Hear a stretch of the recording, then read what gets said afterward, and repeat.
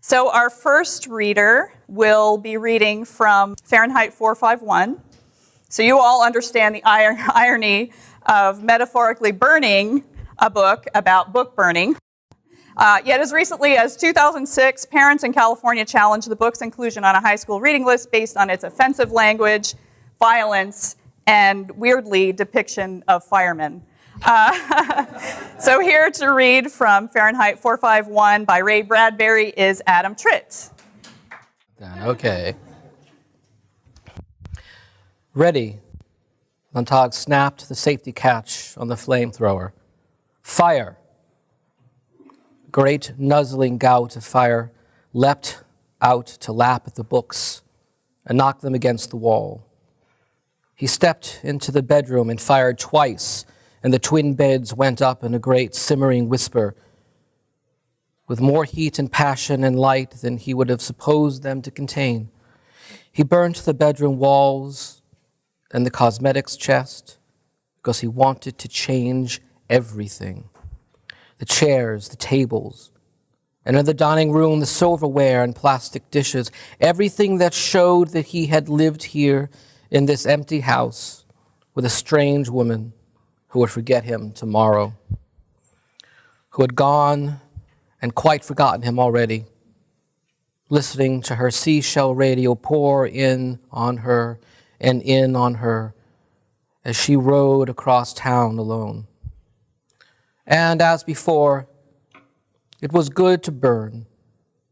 He felt himself gush out in the fire, snatch, rend, rip in half with flames, and put away the senseless problem. If there was no solution, well, then now there was no problem either.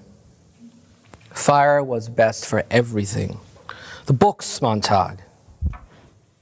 The books leapt and danced like roasted birds, their wings ablaze with red and yellow feathers. And then he came to the parlor where the great idiot monsters lay asleep with their white thoughts and their snowy dreams. And he shot a bolt at each of the 3 blank walls. The vacuum hissed out at him. The emptiness made an even emptier whistle, a senseless scream. He tried to think about the vacuum upon which the nothingness had performed, but he could not. He held his breath so the vacuum could not get into his lungs. He cut off its terrible emptiness, drew back, and gave the entire room a gift of one huge, bright yellow flower of burning. The fireproof plastic sheath on everything was cut wide, and the house began to shudder with flame. When you're quite finished, said Beatty behind him, you're under arrest. The house fell into red coals and black ash. It bedded itself down in sleepy pink-gray cinders, and a smoke plume blew over it, rising and waving slowly back and forth in the sky. It was 3:30 in the morning.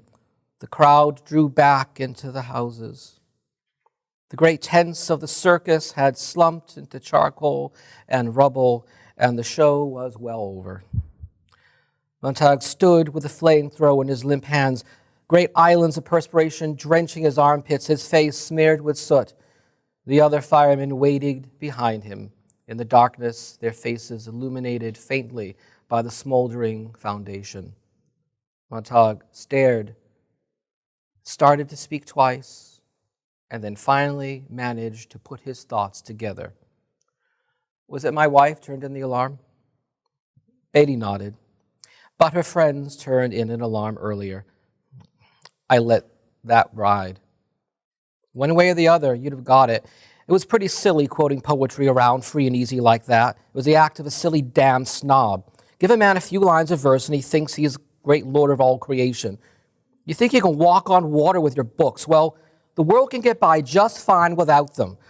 Look where they got you, in slime up to your lip, and if I stir the slime with my little finger, you'll drown.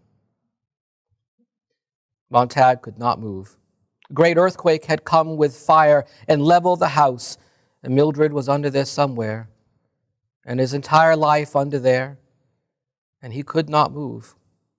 The earthquake was still shaking and falling and shivering inside him, and he stood there, his knees half bent under the great load of tiredness, and bewilderment and outrage, letting Beatty hit him without raising a hand. Montag, you idiot. Montag, you damn fool. Why did you really do it? Montag did not hear. He was far away. He was running with his mind. He was gone, leaving his dead, soot-covered body to sway in front of another raving fool. Montag, get out of here, said Faber. Montag listened. Beatty struck him a blow on the head that sent him reeling back. The green bullet in which Faber's voice whispered and cried fell to the sidewalk. Beatty snatched it up, grinning. He held it half in, half out of his ear. Montag heard the distant voice calling, Montag, you all right? Beatty switched the green bullet off and thrust it in his pocket. Well, there's so much more here than I thought. I saw you tilt your head listening.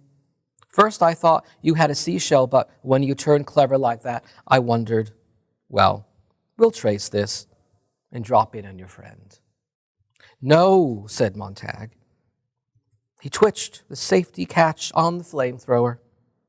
Beatty glanced instantly at Montag's fingers, and his eyes widened the faintest bit. Montag saw the surprise there and himself glanced to his hands to see what new things they had done.